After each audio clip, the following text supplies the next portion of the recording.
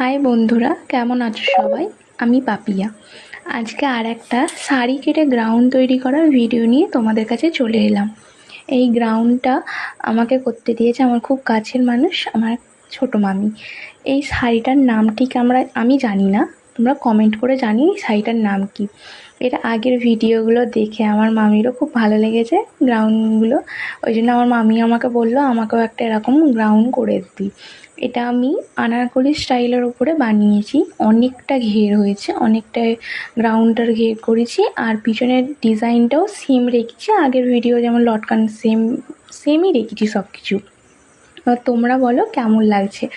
আমার তো খুব ভালো লেগেছে, আমার খুবই ভালো লেগেছে। আমি একবার পরেও দেখেছিলাম যে কেমন লাগছে, সত্যি খুব সুন্দর লাগছে। দেখো আমার মামি এবার পরে দেখুক কেমন লাগছে না লাগছে, তোমরা জানিও কেমন হয়েছে। Bye bye.